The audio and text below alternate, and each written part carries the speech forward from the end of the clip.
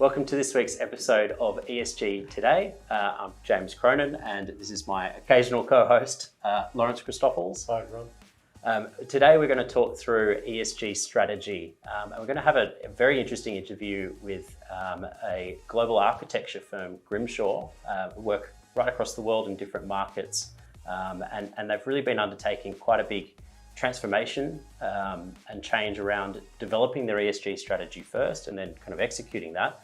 So it's going to be hopefully some good insight around practical examples about what you can do, how you can actually start that process. I think the challenge that we see in the market is how to actually kick off an ESG program. You know, it's a big undertaking and it impacts a whole range of different departments and business units. So it can be quite daunting. So what we're going to talk through with the team at Grimshaw is just around how do they take those steps, what's practical, what's real, what's tangible, and even from a business side perspective, what kind of impacts does it have on their business model innovation, as we touched on last week. Yeah, it's a very, as you said, I think the right word is daunting. Companies are, they know they need to embrace and understand and implement ESG, but they really don't know where to start and which levers to pull and when and what frameworks. So, I suppose this show is all about trying to help them navigate through that and really tap into some experts like today about hearing from their expertise and what they can take away from that as well. Excellent, yeah. So what we'll do is we'll just introduce Georgia Vitale from Grimshaw Architects. Are you there, Georgia? Hi, James. Hi, Lawrence. Thanks for having me. Hi, Georgia. Not a problem. So it'd be great to just get from your side just an introduction about yourself and your background, and maybe a little bit about Grimshaw for our audience that aren't across them. Yeah, certainly. So I'm Georgia Vitale. I'm Grimshaw's practice leader of urban strategy and social outcomes. Grimshaw, we are a global practice of architects and designers, founded in 1980 by our founder, Sir Nicholas Grimshaw. For us, we've always really sought to recognise the duty that we contribute to the environment and society in really lasting and positive ways. Our practice, we have 8 studios in LA, New York, London, Paris, Dubai, Sydney, Melbourne, and Auckland. And I'm here based in Sydney. My background is in social impact and urban regeneration. That's fascinating. So the social impact side, bringing that into an architecture practice, I imagine would be kind of cutting edge kind of thought process. Yeah, it's quite, I'd say, unusual to have somebody with my background embedded into an architecture practice. I think, for Grimshaw, there's, the real ambitions around designing for net zero buildings, the kind of the E in terms of ESG. I think those credentials, they've been really well established, and those ambitions have been really well established. Bringing me in really around the social impact and thinking about social outcomes and the role of architecture in that regard really elevates the S, and that's something that we're seeing quite a lot, obviously, within sort of the ESG framing and that kind of space. So it's really giving prominence to thinking about the role of architecture going beyond sustainability in terms of restorative and regenerative aspects, but also looking at our role as a practice and as a corporate citizen, if you like, and what is our contribution to the communities in which we work. Yeah, that corporate citizenship and a social licence to operate is becoming quite a topical piece. Is this something that pops up in tenders or briefs that you guys respond to? Yeah, I think seeing corporate responsibility and accountability and that aspect of social licence, I think it's being described in different ways, I guess, from what we're seeing in briefs, and not just briefs coming from government, but also from the private sector, and understanding what is it that Grimshaw might be doing over and above the work that we do and the impact that we have through design. So, for example, it might be reflecting on Grimshaw's foundation, which is a separate a not-for-profit that sits outside of Grimshaw, but it's something that those in our studio actually do contribute to in terms of their time. And for that foundation, the purpose really is about how how do we diversify, and how do we, look to extending more underrepresented groups into architecture, working with young people and those sort of early secondary school age, and opening them up to the idea of architecture or creative practice. So a real connection to the underrepresented potentially in the sector. I imagine it's quite a difficult sector, being based out of the Australian office at this time. I know unemployment is quite low, and architecture would be quite a tricky job to recruit. So how do you really build that connection with, potentially the universities or education institutions to foster that youth coming through and kind of introduce them into, hopefully a good career with somebody like Grimshaw? Yeah, I think for the foundation, we do recognise that actually increasing, those who are actually working in creative practice, it's a long-term proposition. When we look at, say, the numbers of Aboriginal and Torres Strait Islander architects who are registered, across Australia, the numbers are very few. And I think in terms of thinking about what our role is in just sort of empowering others to look towards architecture as a field, it's generational. So I think there are those aspects of looking at greater diversity, kind of equity, inclusion, the sort of the DEI aspects of ESG. But also for us, it's about thinking about who actually designs the city, who is the city for, and by way of deploying a foundation that also empowers young people to have a greater say in terms of the level of transformation that's actually just taking place on the doorstep. And so, for example, Western Sydney, there's a huge amount of change actually happening right there. How can we, through the foundation, for example, work with young people and in communities and look at inclusive growth, their role in actually being involved in the production and the shaping of our cities. Fascinating. I imagine you get to see a lot of changes globally, especially with that kind of lens. Are you seeing things, especially at the UK or the European market? Is there a big difference between the approaches across those markets? There's a lot of different trending topics, things like in Europe we talk about CBAM, and we see modern slavery as being a huge problem. Are these problems that you guys have to deal with or are coming to terms with at the moment? Yeah, James, I think they're obviously kind of the global trends that we're seeing across our practice, and, the more responsible investing, more sustainable investing, seeing superannuations and pension funds, those who are actually involved in kind of asset building or redevelopment, really thinking about, how they can make the world a better place, and really thinking about the beneficiaries, who is actually benefiting from these projects. So we're seeing definitely that shift globally. And I think broadly within the real estate industry, it's kind of fitting under that whole doing well by doing good ethos. So that's sort of a broad trend that we're seeing. But across different jurisdictions, there definitely are nuances.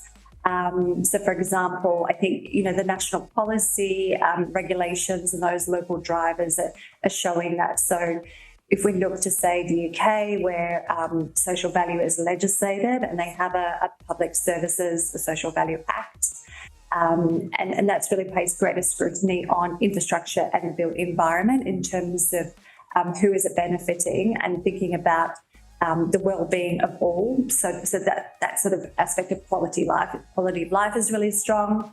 I think coming out of the US, by way of example, there's a real call to action for the real estate industry around racial equity. So the DE&I piece is really quite strong, and looking at that sort of emphasis across the whole of the development life cycle. Looking more locally, say in Australia, and if we look to the issue of human rights, reconciliation for Aboriginal and Torres Strait Islander peoples, and reconciliation action plans are actually driving through the actual business into design processes. So we're working with clients and communities who've got really specific aims around how they, lift industry standards, in placemaking, in self-determination, and with the voice of our First Nations people. So that's getting quite a lot of emphasis. James, you also mentioned modern slavery. It's a topic you and I have talked a lot about. And then, we have the anti-slavery legislation. So in UK, so that's very prominent, but also here in Australia.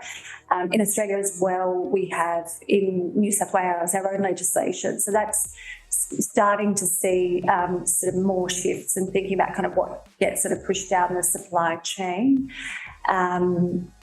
I think, for us in this particular industry of property and infrastructure, we are at a heightened risk. So that's something we definitely need to be on top of. And so it really is for the role of the architect, those kind of issues. It's not just whether the building is sustainably designed, but is it also ethically sourced? So those kind of social implications of material choice and labour force and all of those kind of issues then do come into play.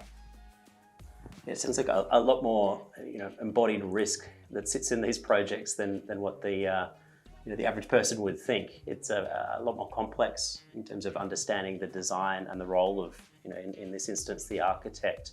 Have you seen much in terms of, I think, a challenge or a big problem that's going to come out over the next, 5 to 10 years is around that data, especially with emerging markets. These materials might be sourced from those emerging markets, and how do you actually quantify or evaluate these risks? And is it material? Are you seeing this shift in terms of the developed world, starting conversations around the boardroom or the exec team of clients that are saying, well, we've got embedded risks. We need to start better understanding our supply chain and better involving ourselves or becoming more engaged with that supply chain? Yes, it's definitely complex and complicated. And I think what we're seeing at the moment is an emphasis on the actors trying to map out what their actual role is and their own responsibilities. What are they actually accountable for? What are they actually influencing? And so, an understanding of supply chains and the complexity with the current state of the world and the things that we've been dealing with. And so, we're coming back to, say, modern slavery and the recent statistics around, the huge growth of that's being associated with, COVID and the challenges that's brought about, but also, what's happening in Ukraine, climate change, all of those big global drivers actually do have an implication in terms of workers' conditions, where material is sourced from, the availability of that. So it's definitely becoming more and more complex. I think for us within the industry, it's an issue we want to get ahead of and not just be one that we respond to in a legislative or kind of a regulative kind of a tick and we move on. So for us, we've brought together a round table with others in the industry to try to understand how collectively we can look at these issues, because these issues are much, much bigger than us. They're not about competition. It's about how we as industry need to come together in order to try to solve for them. Yeah, congratulations, Georgia. I think your role in itself with Grimshaw is a quite innovative leader in this space. So congratulations on that to yourself and Grimshaw. I think from a supply chain perspective, James, that what we've seen is that tier one sort of reporting doesn't necessarily mean verification, but also how do you delve down that rabbit hole, as you both alluded to. I wanted to ask Georgia, in relation to the social side, obviously when you're designing a building, looking at the implications, do you have you started yet, or is this something that's already on the map, on the radar, to help companies who are supplying products with their own social impacts? For example, if there are emerging markets who are making door hinges or lighting, is there any thought process that goes into the design process of an architectural firm to say, well, how can we improve the social part of those input providers? Yeah, I think that understanding those inputs, it is critical. And it's not just, I'd say, not just for the role of the architect, but also then those who are constructing the building, those who have actually then commissioned the building to be constructed. I think we all definitely have a part to play in understanding the provenance of those materials. But I think to your point around that sort of give back to understanding kind of conditions and the workers and the like. I think in the property and construction industry, we have recently seen greater emphasis on the working conditions of those who are actually constructing our built environment, particularly in Australia. That's an issue that's been investigated. So Roberts and Co, together with New South Wales Health and the Centre for Social Impact, ran a pilot project to then understand what does a 5-day work week actually look like for a construction worker as opposed to a 6-day or even more. What does that then mean for the workers' health? What does that then mean for their mental health, their families, their friends, how they can then get more time? So I think those kinds of shifts as well in the industry are taking place. And I think it's really great to see that kind of evidence base being used just to be able to understand, issues across the whole of the property life cycle. So for us, obviously, the design is one part, but I think even just being aware of all those opportunities for greater social impact across the life cycle, that's really critical. Yeah, there's a lot of work around shared value and especially around the local communities. Some of the projects we've worked on might be in remote areas and regional areas, and especially in emerging markets where, engagement with the local workforce, or how do you actually impart wisdom and training into that market. You never want a contract that somebody comes in, builds it and leaves and doesn't impart any kind of legacy or training or education with that community. It is quite a big challenge, and it's quite difficult to map the economic benefit to that community as well, like what kind of shared value are actually the outputs for those markets. So yeah, there is a lot of work to be done, especially around even circular economy impacts. What can you create as part of that output that better improves performance of the economy and the market that you're operating in. So one question I had, I guess, Georgia, as we get towards the end of this, your hands-on experience in terms of strategy and execution of this within Grimshaw, do you have any kind of practical advice or kind of process that you could impart on our viewers? Some practical advice. I think for us, James, we are still in the early phases of this, but I think it's really well accepted that if you get the G wrong, the governance wrong, it's really hard to get the E and the S right. So for us, in our early stages, we really understood that kind of whole ecosystem really needs to be involved. So it's looking across the practice, it's looking at the role of human experience, for example, those who are responding to bidding and tenders, it's finance, it's across lots of different aspects of the practice. It's not something that just kind of sits in a sustainability department type role. It really does need to be across the practice. I think something else that we recognise, so while I do have some experience in corporate responsibility and accountability, and there are others in the practice who also do as well, I think the value of bringing in an external consultant is really useful, particularly because things are just changing so rapidly.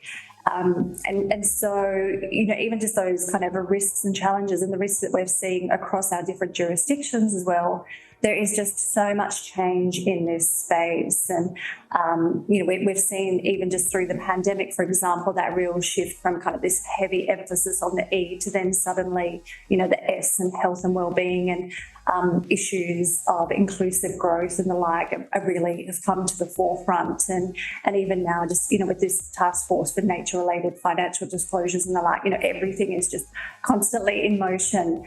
But for me personally, with a background in social impact, I found that revisiting tools that are really about leading change for sustainability have been really helpful. So even looking at, for example, at Cotter's 8 steps of change management and just kind of having those frameworks to kind of hang the process on have personally been really useful, and just, understanding that sense of urgency. And I think the sense of urgency around ESG risks, changes, but also impact and thinking kind of beyond a risk lens. That sort of urgency and the need created by the pandemic, that's already there, which in a way is incredibly helpful.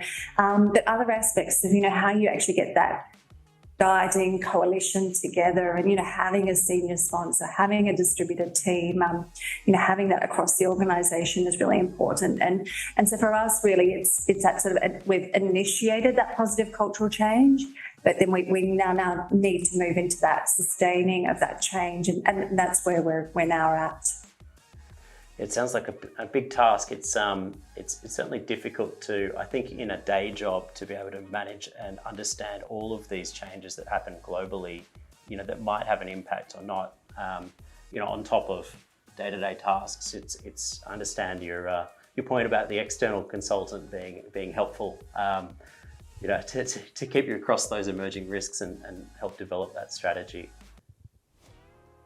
I wanted to ask Georgia, if it's okay, what's been your experience of the commercial challenges of any organisation, but in an architectural firm, obviously you look at the commercial drivers, but has there been a really strong reception by your peers and other stakeholders to, as James, I think you touched on this before, how do you show economic benefit but value in ESG, and how do you balance that from a commercial outcome? From Lawrence, is that from a project perspective or just more general? Yeah.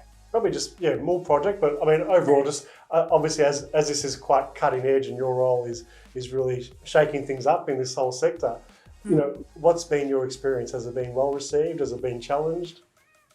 I think for us, as architects for Grimshaw, it really is about where do we have our biggest impact, and that's actually through the built environment and the projects that we actually do. So we've been working up a process of looking at how we embed, these kind of ESG parameters, but also impact thinking into our projects and set them up from the beginning and think about all the way through, how can we then actually measure and monitor, because that's another really big part of this, that we really need to understand the change and that level of accountability. So that's something that we have been developing ourselves. We have been speaking with our clients and our stakeholders about this approach, and some of the feedback that's come back has said that their investors, so our clients' investors, for example, are saying they want more than certifications. They want more than, say, whatever star rated building, that they're looking at impact in another way. So I think there's definitely appetite in the market. I think, how that process of how each of them actually do kind of compare that level of impact, those kind of elements are still to be worked out. But definitely it's for us as a practice and as a learning organisation, we know that it's really important for our architects to be able to learn. And it's great when we've got receptive clients and we've got money that wants to do good from various different kind of funds. If we can align those aspects with kind of the intentionality, I think that there's a lot that we can do, and I think that there's a lot that the market will be willing to move towards. It is quite challenging. I think one of the biggest things that organisations have when they start this journey is, you Google ESG framework and there's 20 different options, and they might be relevant to you. They might be property related, or they might be fashion related. It's quite broad and complex to really map out what's a relevant framework for my business and what's practical. Certainly, I think some of our experience and clients that we've worked with and I've worked with over the years are, you're just not ready for that framework, so don't go down that path. Have you found that to be the case, Georgia, where some things can just be, reporting for reporting's sake, that doesn't really achieve the right goal? You talk about going beyond reporting frameworks, and maybe some instances it could be picking the right frameworks, spending the time to actually analyse and assess what are the options and what's actually tangible to my business. Yeah, I think in our part of or our sector that we sit within in the real estate sector, I think in Australia, that sector is actually really advanced in terms of its reporting. So it is quite sophisticated with what our sector is producing. But I think for us as an organisation, we needed to look at the size of Grimshaw as a global practice, 600 odd people, and really think about what best suits size of practice, the work that we do, the level of transparency as well, and to actually, it was important to have those conversations about, starting with the strategy, not starting with reporting and sort of pushing data out for the sake of feeling kind of that need to be part of the sector in terms of, having that transparency, but actually setting it up and being really intentional about that. And then the process of looking through the myriad of different kind of frameworks that can be used. And again, coming back to the scale, what's best going to help us tell the story in terms of where we are impactful and what we actually do influence. I think that was a really critical part of setting up the strategy and getting that agreement amongst the partners in terms of where we would then go. Yeah, what a task.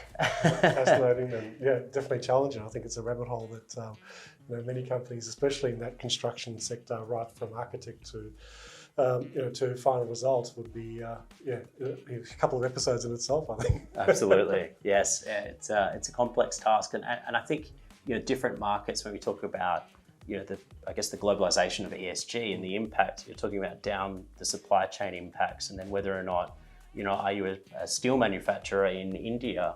Should you be reporting with a framework? How transparent do you need to be? These are all things that I think are big challenges that we have to map out over the next 5 to 10 years.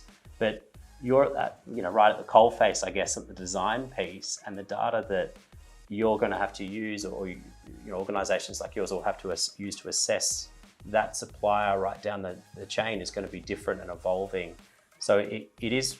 It's a challenge to get the right framework, and I think in that instance, the Indian steel manufacturer might want to report with a framework that might be a little bit over cumbersome, but it might also win them some projects and some tenders. So it is quite a difficult task, and it's definitely what we've seen, not a one-size-fits-all approach, and definitely I think, as you mentioned, Georgia, the approach of building up the strategy first and not jumping into a framework that mightn't be relevant, or maybe it's on the roadmap, maybe it's 2-3 years down the track, and you could bring that to the table, and it does have bang for buck or value for money, but it's definitely not something to rush into. So I think from today's episode, there's a lot really to take home, and I really appreciate your time, Georgia. Some great insights, especially around the social bit, which is something that a lot of businesses struggle with. And it sounds like you guys have really kicked that off and really doing some cutting edge thought leadership around that. And the foundation sounds fantastic, definitely something to look into. So congratulations on the work that you've done, and thank you so much for joining us today. Thank you, James. Thank you, Lawrence. Thanks, Georgia. Take care.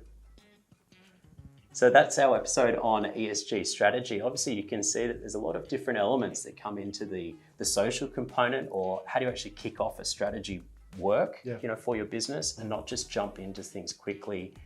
Spend the time really assessing what's out there, what's relevant to my business, what's coming up in the market. Well, what stood out to me, speaking with Georgia, was what Grimshaw have done by actually creating a role. That particular role that she's done, she looks after and she's responsible for, is so clever and smart, because organisational change is what really ESG impacts every aspect of the organisation. So many companies that I speak to, James, and I'm sure you're probably in the same boat, they sort of silo ESG and say, okay, well, let's just bolt on to OH&S, or let's look at how we can just tick the boxes. But the fact that Grimshaw really made it a senior accountable role across all entities, all areas of the business, is a really important thing. And I think that companies will be increasingly doing something similar, because ESG touches every aspect of the business. Yeah, that's right. It's gone beyond. I think originally ESG really sat in that sustainability function, and it was quite isolated. And as Georgia kind of touched on, it was environmental focused. All of these different elements, especially the governance component, it's something that businesses don't always do well.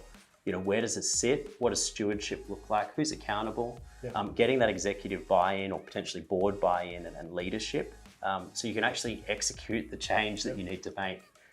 It's going to impact every business unit, as we've talked about today. Finance, HR, any kind of potentially in their instance, the business model itself could change. So sales.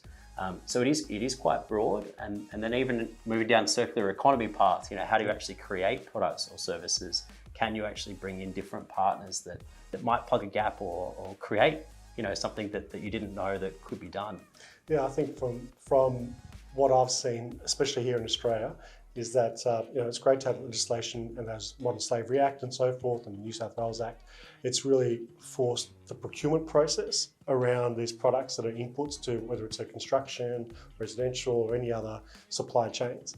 But I think now that companies can see that ESG can actually be a real value proposition for their end consumers as well and their customers. So instead of being just legislative that they have to do this or else, so to speak, I think companies are very rapidly waking up to the point where, well, we can create a point of difference against our competitors by being better at ESG, incorporating especially the social and the governance piece, because the environmental piece is probably the easiest out of all of them to try and pull the levers on. That's not to say it's easy, but easier. But the social part is, I think, probably the most challenging right now. Absolutely, yeah, and the integration with the community, that shared value piece that we were talking about. It's a big task, but it's definitely something that's changing, and the value to the business is definitely there. It'll pop up in tenders more and more. It'll be part of legislative requirements. So the S bit, it's definitely worth spending some time on. Yep, 100% agree. So thank you for dialing in today. Next week, we're actually going to talk to somebody that runs a family office throughout Asia. And they also have a startup, a vertical farming startup, which should be quite interesting. Food security is quite a big topic. You see it all over the news. So dial in next week. We're looking forward to teaching you more about ESG. Thank you. Thanks very much. See you soon.